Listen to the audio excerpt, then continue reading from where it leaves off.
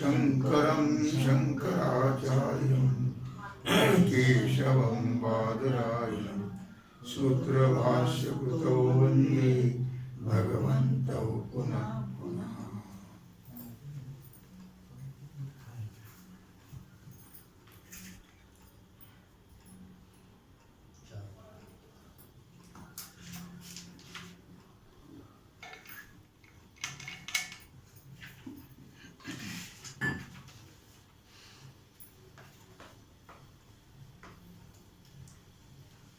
विचारसागर रहस्य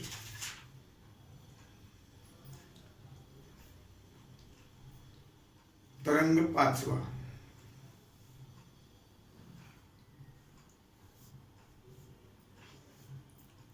हेडिंग 29.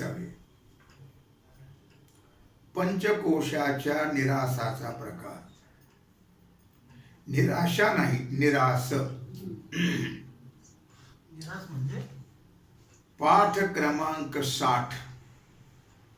निराश करणे, निवृत्त करणे।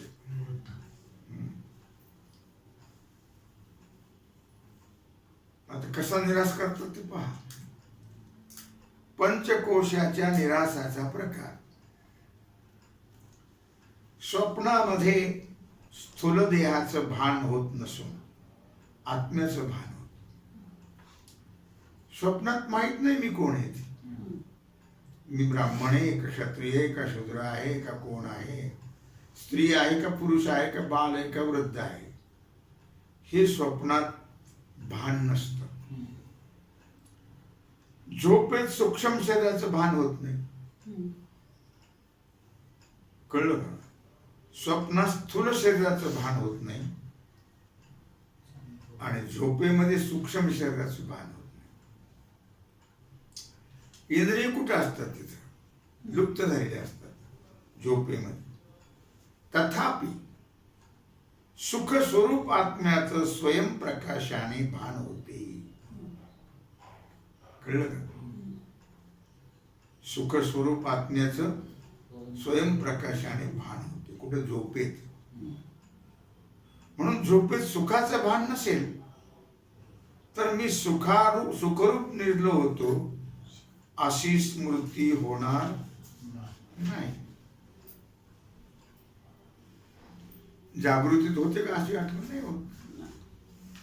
लक्षात आलं का?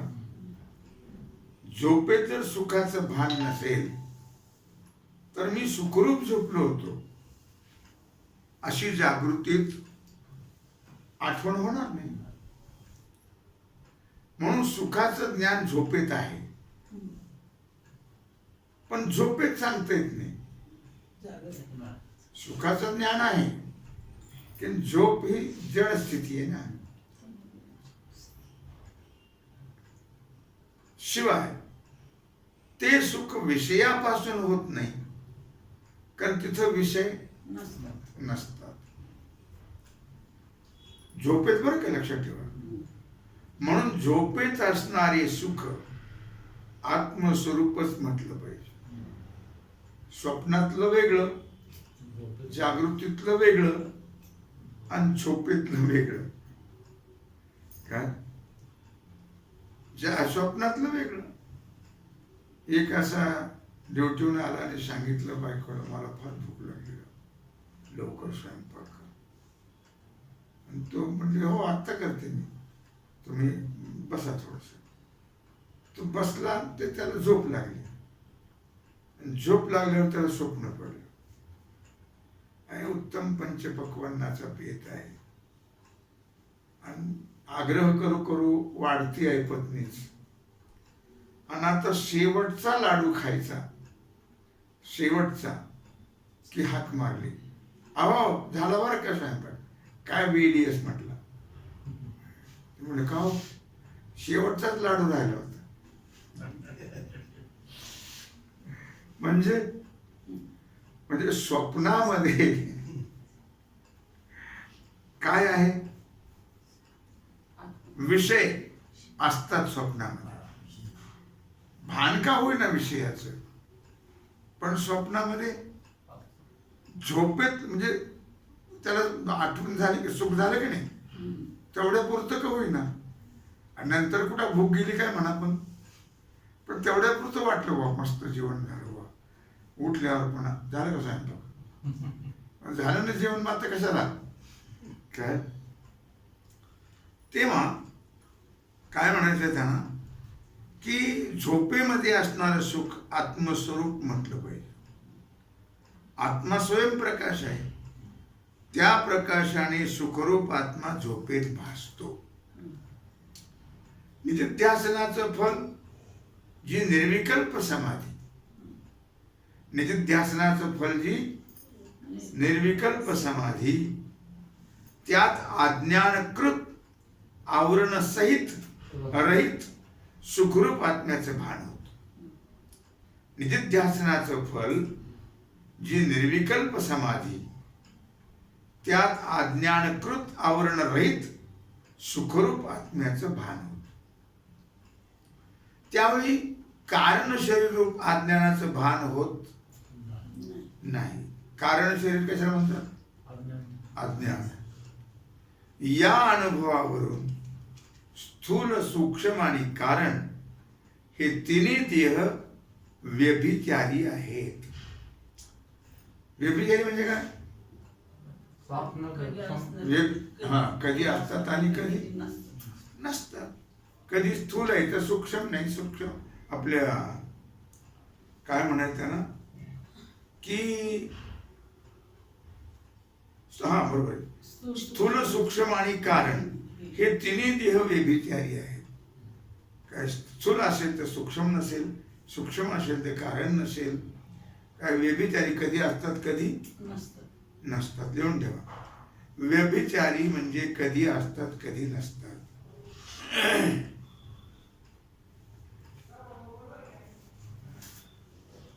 म्हणजेच कधी असतात कधी नसतात.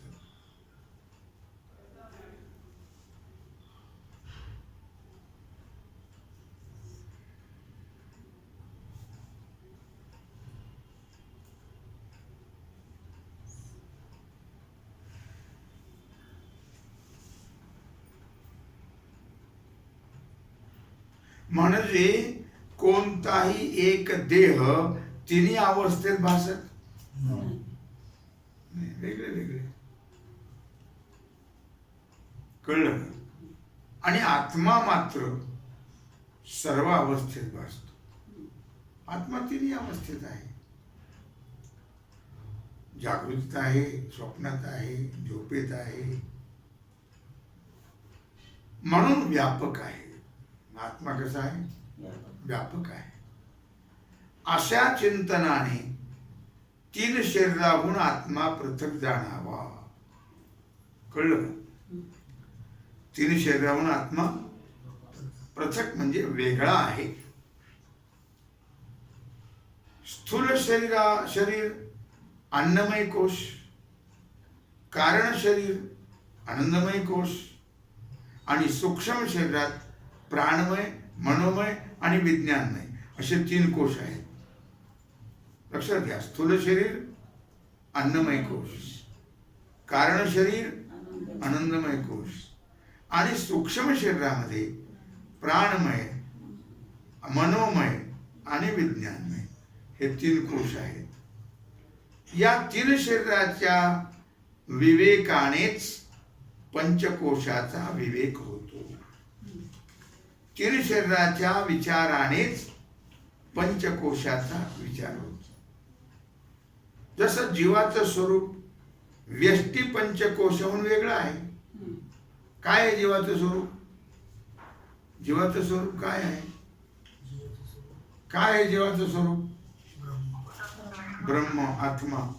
हे पंचकोशाहून वेगळं आहे. आलं लक्षामध्ये? असं जाणार.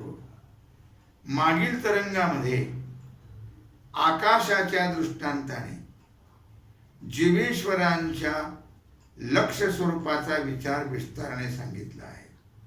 आकाशाच्या दृष्टांताने.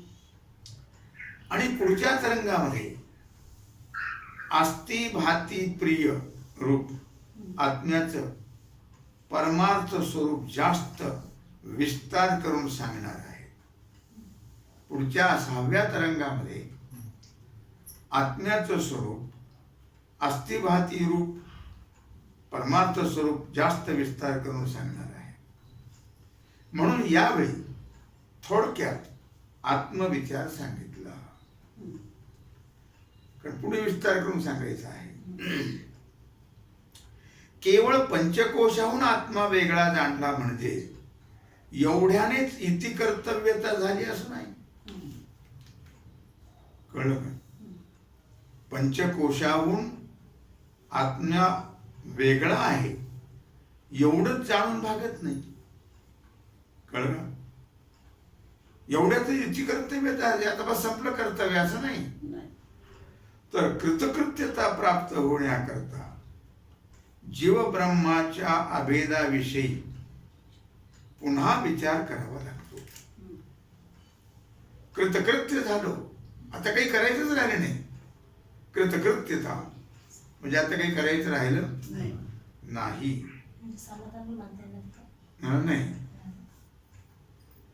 कृतकृत्यता म्हणजे काहीच करायचं राहिलं नाही. त्याच्यात आणि समाधानात जमीन आसमानचा फरक आहे.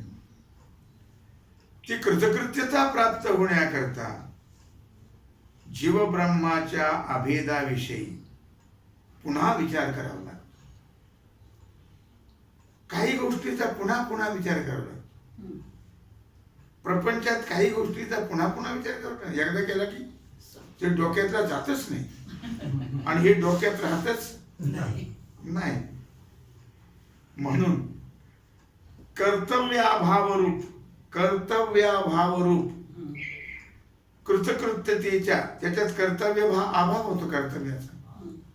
अशी जी कृतकृत्यता की ज्याच्यात कर्तव्याचा अभाव झालेला आहे, आता कर्तव्य राहिलेलं नाही आहे. त्या कर्तव्याभावरूप कृतकृत्यतेचा सिद्धी करिता, त्याच्या सिद्धी करता म्हणजे कृतकृत्यतेच्या सिद्धी करता महावाक्यार्थाचा उपदेश करतो. लक्षात घ्या, कृतकृत्यता प्राप्त होण्याकरता आता काही करायचं राहिलं नाही. हे केव्हा होतं? तर जीवब्रह्माचा अभेद ज्ञान झाल्यानंतर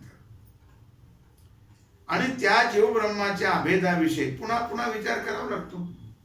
कशा करता? कृतकृत्य होण्याकरता. म्हणून कर्तव्य अभाव रूप ही कृतकृत्यता आहे. आता कर्तव्य राहिलं नाही, कर्तव्याचा अभाव झाला. त्याच्या सिद्धी करता महावाक्यार्थाचा उपदेश करता आहे. कळलं का? आता महावाक्याचा उपदेश प्रकार. पंचकोशाचा निराश कळला का? पंचकोश 3 देहाच्या ठिकाणी आहेत.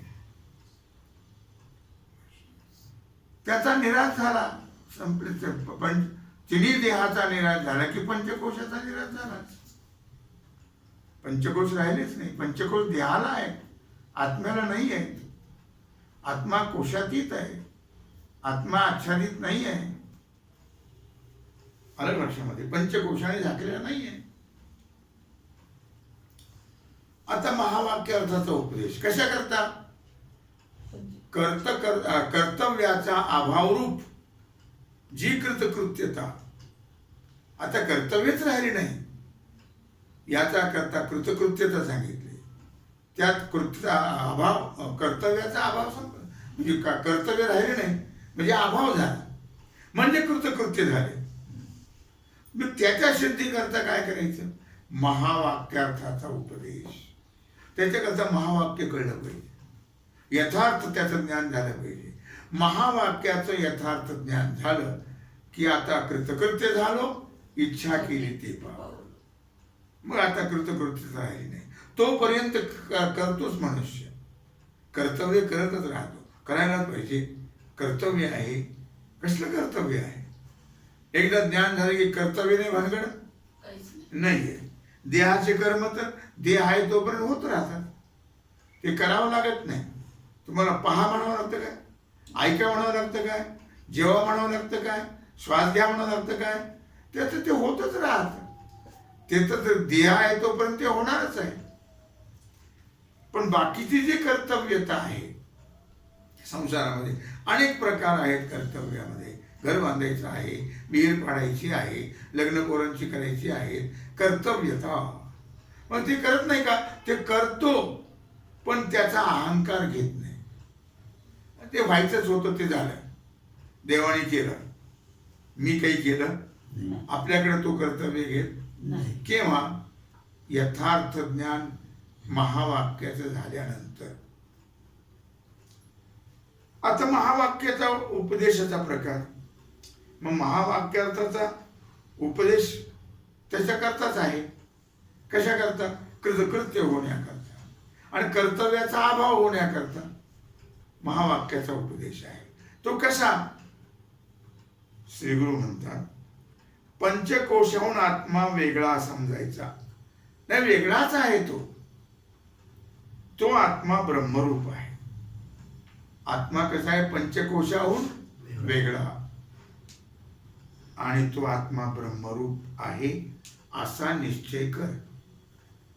तत्वमसी, तो तू आहेस. तो परमात्मा, तो आत्मा तू आहेस काय? तो पंचकोशाहून वेगळा आहे असा निश्चय कर. शिष्य म्हणतो, महाराज, आत्मा पुण्य पाप करता आहे. तो काय म्हणतो? शंका आहे बरं का त्याची. आत्मा पुण्य पाप करता आहे, मग कर्माप्रमाणे स्वर्ग नरकादी लोकात नाना प्रकारच्या सुखदुःखाचा भोगता आहे. पाप कर्म केलं तर नरकाला जावं लागेल, पुण्य केलं तर स्वर्गाला जावं लागेल. काय? मग तिथं सुख दुःख, स्वर्गात गेलं तर सुख, नरकात गेलं तर दुःख, त्याचा तो भोगता आहे, भोगणारा आहे. असं असता त्याची ब्रह्माशी एकता कशी घडेल? तो तर पाप पुण्याचा सुख दुःखाचा भोगता आहे, पाप पुण्य करता आहे आणि सुख दुःखाचा भोगता आहे. मग त्याची ब्रह्माशी एकता कशी घडेल? कुणाची? आत्मेची. अशी शंका घेतली.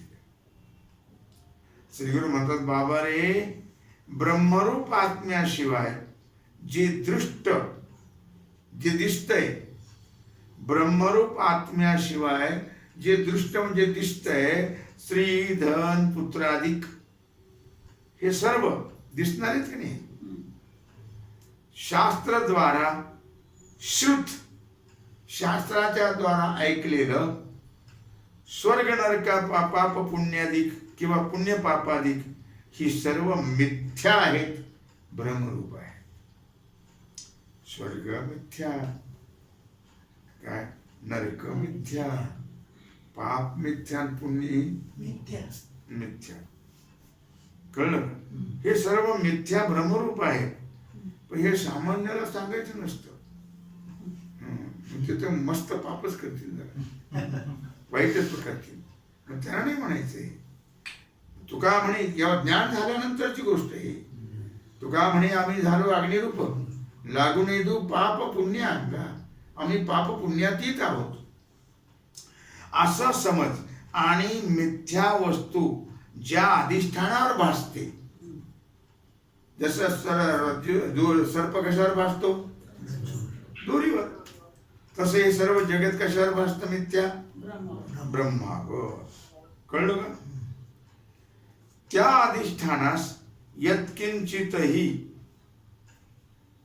उपकार किंवा अपकार करीत नाही. कळलं का? काय सांगितलं? सर्व मिथ्या ब्रह्मरूप आहे असं समज. आणि मिथ्या वस्तू, आता समजा दोरीवर सर्प भासला, दोरी काही विषारी झाली का? नाही. काय? त्या अधिष्ठानाला यत्किंचितही त्या अपकारही करत नाही आणि उपकारही करत नाही. काय? जसं स्वप्नात भिक्षा मागितल्याने राजा भिकारी झाला काय? दरिद्री झाला का? नाही. मृगजलाने जमीन ओली होते का? नाही हो. किंवा सर्पभासाने रज्जू विषारी होते काय? दोरीवर सर्प भासला तर दोरी विषारी झाली का? नाही.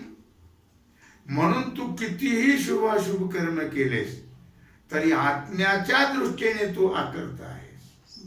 आत्मा आकर्ता आहे. आत्मा काहीच करत नाही. तुझ्या देहाकडून किती होऊ दे, काय शुभाशुभ कर्म, पण त्यात आत्म्याचं काहीच बिघडत नाहीये. आत्मा करता आणि भोगताही नाही. पण आत्मा, मी आत्मा ही यथार्थ झाल्यानंतरची ही गोष्ट आहे. मी आत्मा याचा निश्चय झाला पाहिजे. निश्चयात परमार्थ निश्चयाच आहे ना. निश्चयाचे फळ तुका म्हणे त्याची फळ. फक्त मी निश्चयाकरता या सगळ्या ग्रंथाची भानगडी, निश्चय होण्याकरता. बाकी आपण ब्रह्मरूप आहोतच, पण ब्रह्मरूप आहोत असा निश्चय होत नाही, म्हणून जीवदशा जात नाही. आणि जीवदशा जात नाही म्हणून जन्म मरण संपत नाही. जीवपणा गेला की जन्म मरण संपलं. पण निश्चय झाला पाहिजे, मी ब्रह्म आहे याचा. कळलं का? म्हणून कितीही शुभाशुभ कर्म केलेस तरी आत्मदृष्टीने तू आकर्ता आहेस. याचा भावार्थ असा आहे की ब्रह्माशी अभिन्न जे तुझे आत्मस्वरूप, कुटस्थ आत्मा जो म्हटलं ना आपण साक्षी, हे ब्रह्मरूपच आहे का वेगळे आहे? ब्रह्मरूपच आहेत ना ते. काय जेवढा भाग व्यापलाय त्या ब्रह्माचा अंतःकरण, त्याला आम्ही नाव दिलंय आत्मा. बाकी आत्मा आणि ब्रह्म थोडंच वेगळं आहे. याचा भावार्थ असा आहे की ब्रह्माशी अभिन्न जे तुझं आत्मस्वरूप, त्याच्या ठिकाणी म्हणजे ब्रह्मरूप असणार आत्मस्वरूप, त्याच्या ठिकाणी आत्मस्वरूपाहून अत्यंत भिन्न असणारी स्थूल सूक्ष्म शरीरे आणि त्यापासून होणाऱ्या शुभाशुभ क्रिया म्हणजे कर्म आणि त्यांचं फल जन्म मरण, स्वर्ग नरक, सुख दुःख, ही सर्व अविद्या कल्पित आहे. अज्ञानामुळे सगळी कल्पना आहे. कशामुळे? अज्ञानामुळे. त्या कल्पित सामुग्रीने तुझा ब्रह्मभाव मागे केव्हा बिघडला नाही आणि आताही बिघडत कल्पिताने काय अधिष्ठानाचा बिघड होतो काय? नाही होत. म्हणून दोरीवर सर्पाचं उदाहरण दिलं. सर्प वाचलं म्हणजे दोरी विषारी झाली का? आणि पुढे केव्हाही बिघडणार नाही. पण यथार्थ होणं महत्वाचं आहे. तो नित्य ब्रह्मरूपच आहेस. मी तो सोये परब्रह्म, मी तो सोये आत्माराम. कोणत्याही काली शरीराचा किंवा शरीर धर्माचा संबंध ब्रह्मरूपच म्हणजे आत्म्याशी, ब्रह्मरूप आत्म्याशी नाही. कशाचा? शरीराचा धर्म संबंध आत्म्याशी नाही. आत्मा का नाही? आत्मा ब्रह्मरूपच आहे आणि तो सदा मुक्तच आहे. शिष्य म्हणतो, महाराज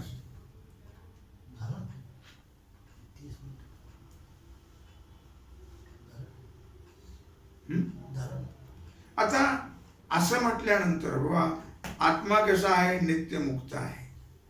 असं म्हटल्यावर शिष्य पुन्हा प्रश्न विचारतो आहे. श्री गुरुने सांगितलं, बाबा रे आता वेळ संपलेली आहे, उद्या विचार. तेव्हा झालेली सेवा भगवत चरणी समर्पित करून राहिलेला जो सेवेचा भाग आहे तो आपण उद्या पाहू. पुंडलिक वरदे हर विठ्ठल, श्री ज्ञानदेव तुकाराम, पंढरीनाथ भगवान की जय.